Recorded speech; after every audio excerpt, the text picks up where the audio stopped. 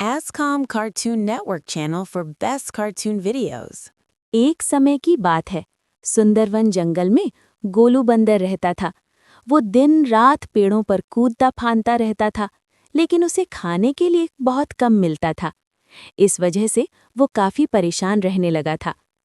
गोलू दिन भर सोता रहता और काम करने से बचता था। एक दिन उसकी पत्नी रानी बंदरिया ने कहा, सुनो जी, कुछ ऐसा करो कि हमें पेट भर खाना मिल सके। गोलू बोला, मैं क्या करूं, ये मोटू हाथी सारे केले खा जाता है।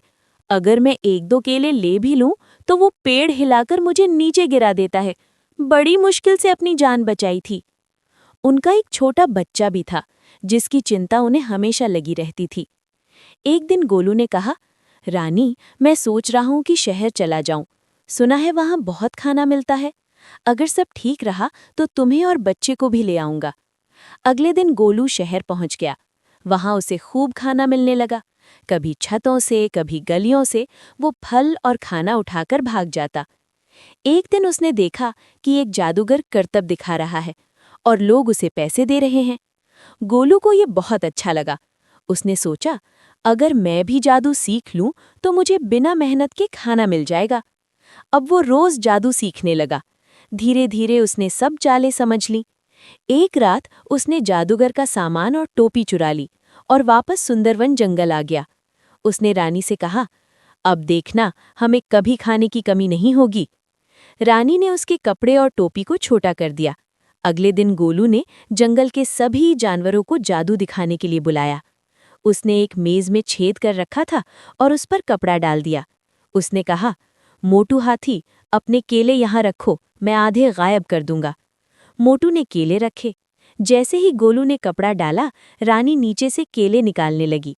जब कपड़ा हटाया गया तो आधे केले गायब थे। सभी जानवर हैरान रह गए।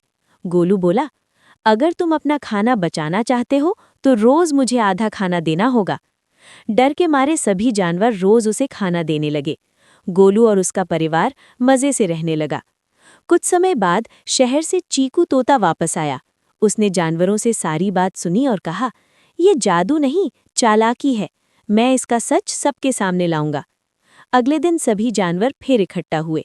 जैसे ही गोलू ने जादू शुरू किया, चीकू तोता कपड़ा उड़ाकर ले गया। सबने देखा कि रानी मेज के नीचे बैठकर केले खा रही थी। सच्चाई सामने आ गई। मोटू हाथी गुस्से में आ गया।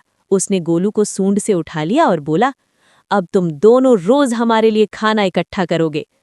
डर के मारे गोलू ने माफी मांगी। अगले दिन से वो और रानी मिलकर पूरे जंगल के लिए खाना जुटाने लगे। अगर आपको स्टोरी पसंद आए तो सब्सक्राइब करो एंड बेल बजाओ सो नेक्स्ट स्टोरी के अपडेट आपका पास पहुंच जाए।